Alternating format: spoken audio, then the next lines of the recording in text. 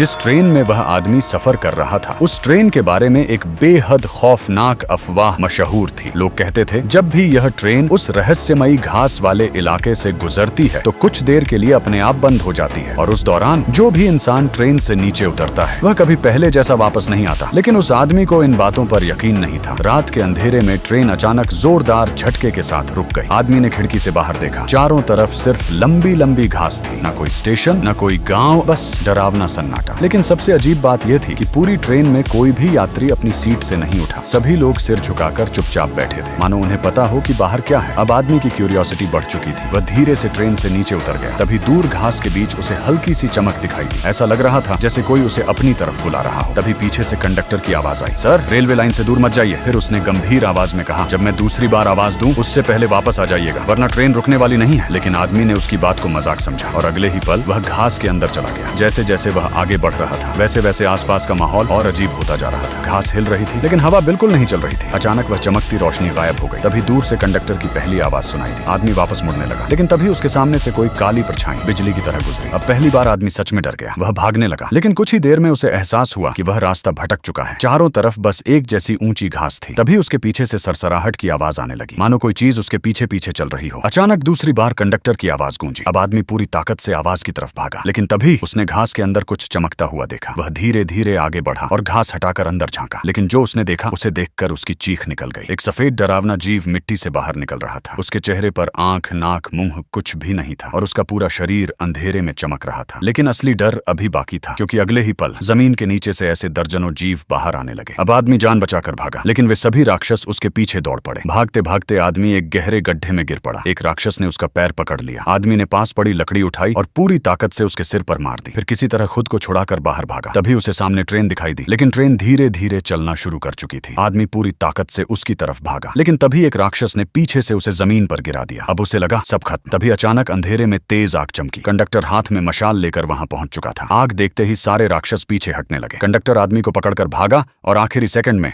उसे चलती ट्रेन पर चढ़ा दिया। आदमी कांप रहा था। उसने हकलाते हुए पूछा, वो चीजें आखिर थीं क्या? कंडक्टर कुछ सेकंड चुप रहा, फिर खिड़की के बाहर देखते हुए बोला, हर बार जब ये ट्रेन यहाँ रुकती है तो नरक का दरवाजा खुल जाता है। ये सुनते ही आदमी के रोंगटे खड़े हो गए और तभी उसने खिड़की से बाहर देखा। घास के बीच वही चमकती आंखें अब भी उसे घूर रही थीं।